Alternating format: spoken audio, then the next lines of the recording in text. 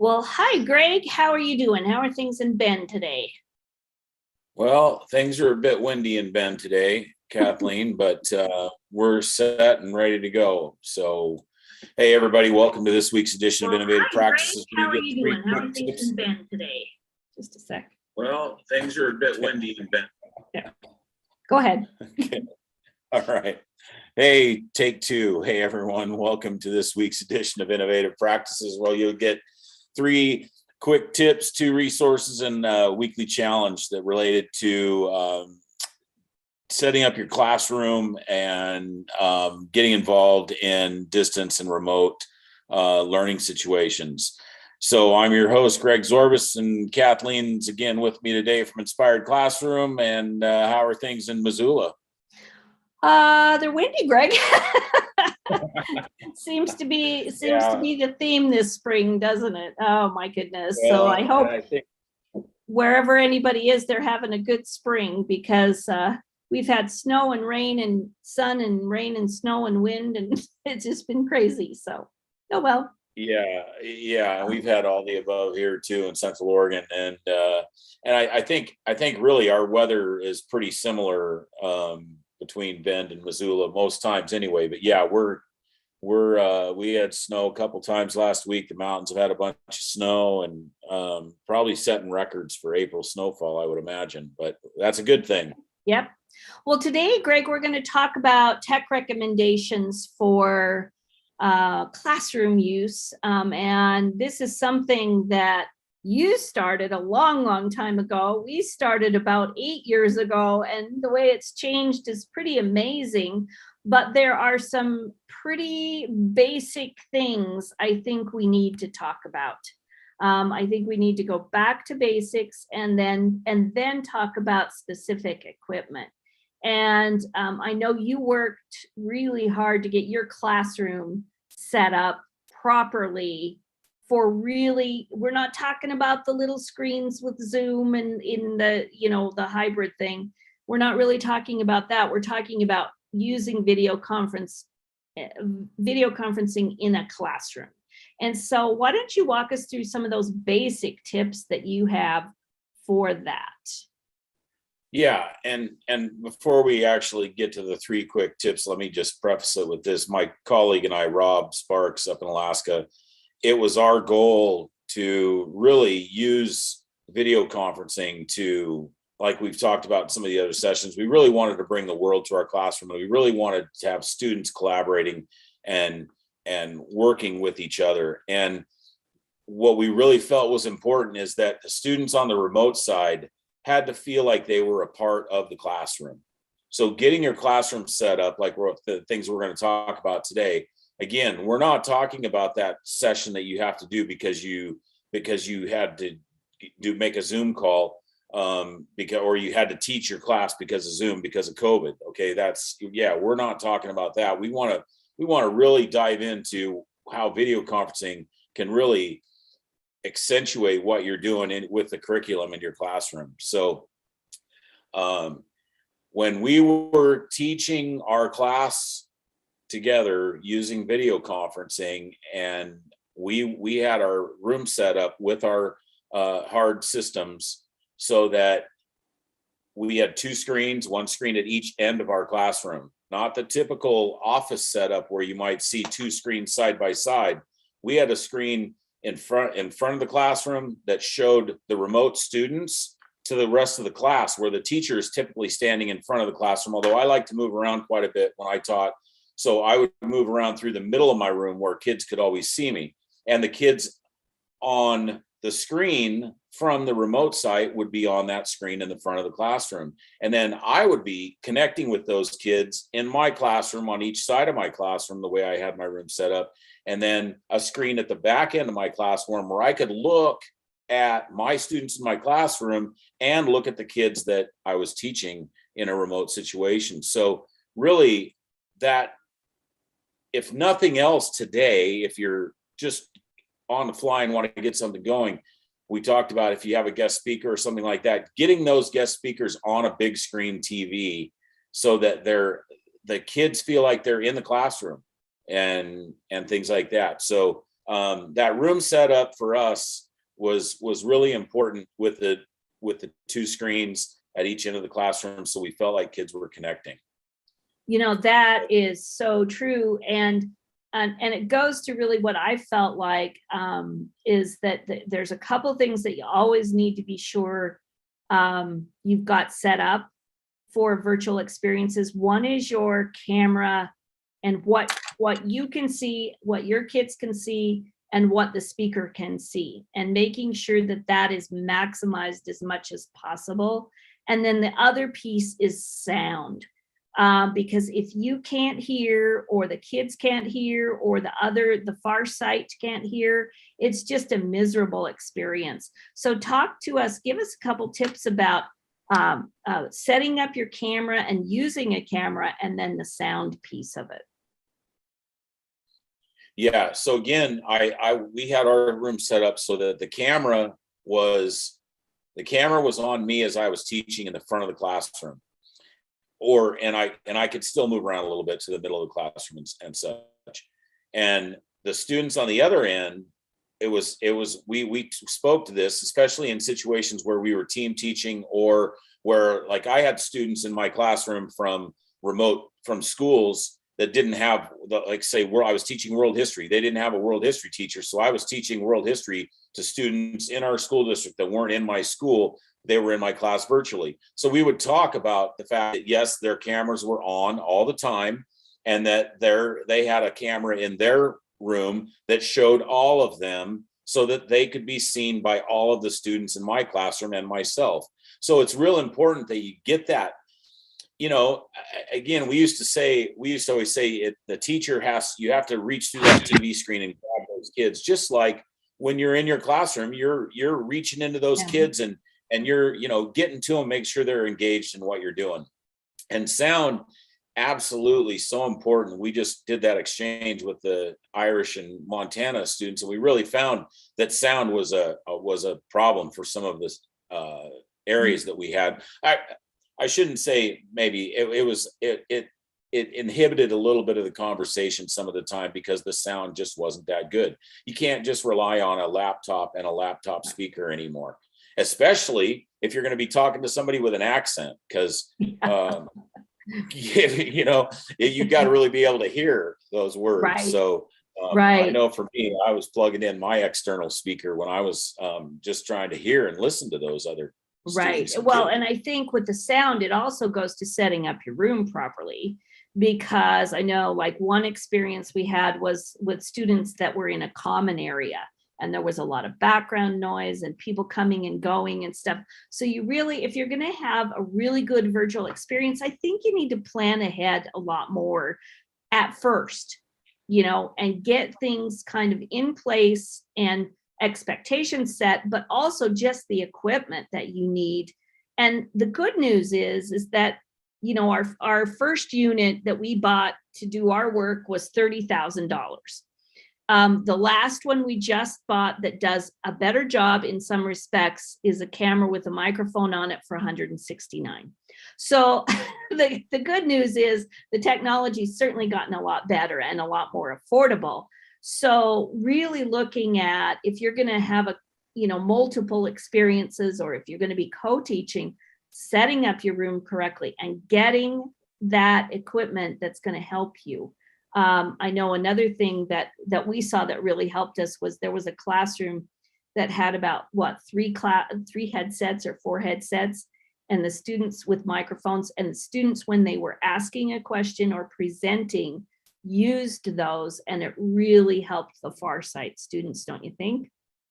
Absolutely. And we would oftentimes, when our kids would collaborate when they were in their small groups, that helps with ambient noise as well. If you have multiple kids that have to be in a small geographical area of your classroom or your school, it helps with ambient noise if they can wear headsets. Those definitely help. And like you said, cost wise, the prices of those things are all coming down.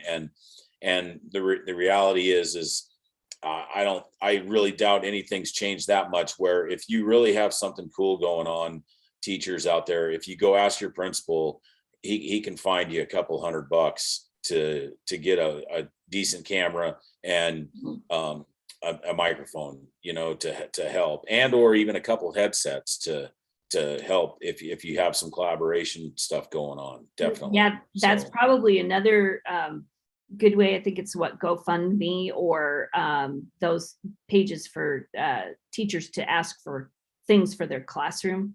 That's a really hardcore thing that people love to fund. So yeah, that I know absolutely. I've had colleagues that have gotten equipment through that type of funding. And so, yes, it's one more thing to do. But once you get it purchased and get it set up, then it runs so much better and the experience is so much better.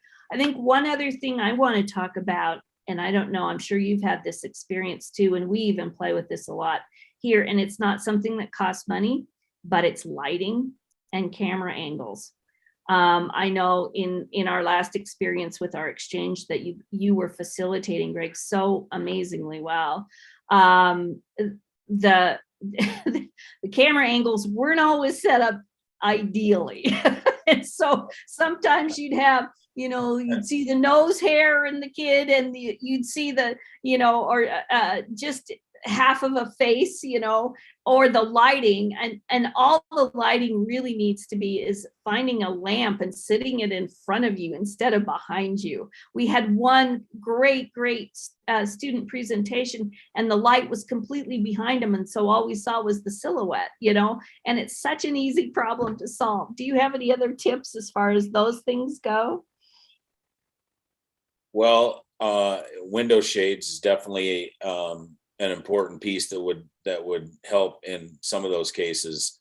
And again, if you're looking for, I know I have a light that I can plug in here that it probably couldn't have cost more than, I don't know, and then it's got Polycom's name or somebody on it, that's really into video cards. So it might be a little bit more, but it's no $20 or something, I would imagine. Yeah. But the biggest thing again is doing some homework ahead of time, being prepared, and practicing that, taking a look at, and it's hard for us as teachers because you're so engaged in making sure that technology works and that you're connected and that you're doing what you're supposed to do. Sometimes you forget to take a look at the screen and say, hey, what do I actually look like here? How does this actually look? And that goes for those of us that have been doing this for a long time too. We get complacent and we forget about it. Oftentimes, sometimes we meet, I know that sometimes we've talked and said, hey, I got to put some shade down on these windows because the light's just terrible right now. So, well, and experiment with some of these products, be sure hook in some speakers. If run around your school, I know I used to do this all the time, run around your school, see who has some speakers, right? That are connected to a computer and say, hey, can I borrow those? Get them, set them up and see what it sounds like and see how it connects with your computer and everything, and practice with it so that you can feel comfortable with it. And then if those work, then order the same kind, or just keep borrowing them and never give them back. Those are teacher tricks, right? But don't be afraid to try some things out and do some troubleshooting. Don't just do it once and think, oh, it does, I can't get this to look right or to work right or whatever. So too, Kathleen, the other thing is ask your administrator, because for one thing, your administrator might not know you're trying to do cool stuff in your classroom with this stuff. But if you go say, hey, I've got this really cool project I'm working on and I need some speakers. Do you have some? Or do you know where I can get some? Or can I get a camera? Does central, anything like that. Bring some notice to your administrator that you're doing these cool, innovative things, right. and you never know what you might get from that. As a former administrator, I support that. Absolutely. Yeah. So our resources to share, Greg, I'm just going to share my screen here for a moment, and we can take a look at a couple things. So let me unclick that. There you go. So this is on our inspiredclassroom.com innovative-practices page. And we've got a link to a blog here that talks about how to evaluate ed tech products. So not just the equipment, but platforms and things like that, what you should look for with that, which we thought would be a good thing to add in there. And then also what equipment do I need? Allie, who can't be here today, made a great little checklist and went kind of through some of the things we've been talking about, which is great. And then I just threw in some links to articles or to some of the equipment that we really use a lot, like the Logitech hybrid cameras, excuse me, and the Elgato face cam. So anything else from your perspective? Sorry, I was just looking out my window and I've got a couple of honkers that are eating the grass in the pasture, and the steers chase the honkers away because they don't like to share their grass. It's pretty funny. Sorry. Yeah, no, this is great. The Logitech and looking at some of these cameras and some of these stuff, this is a great resource here for us. Yeah, definitely. Oh, I've got a tickle. Great. And so our hope for you guys this week is to just try some things. Like I say, go borrow somebody else's speakers or try something out and just start setting up your room appropriately. And I've got to say, Greg, if they would email you, oh my goodness, you could go virtually into their room and really help them set up, don't you think? Well, it's kind of funny because I know we were talking about what the weekly challenge was going to be this week, and to just try it, or we're going to promote the connecting to our live pollinator session. But that, I think that's a great challenge. Yeah, I would challenge anybody just to email me and ask me for help setting up their classroom, because I mean, I'd be happy to do that if somebody would reach out and say, hey, I need some help with this. What do you think about this idea?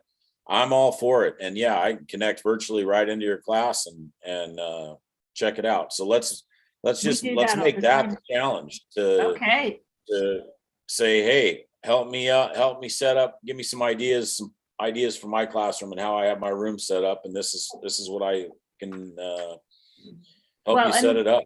Yeah, and one of the things that one of the reasons we picked this topic for this time of year is this is planning for next year time. It's also end of the year money time.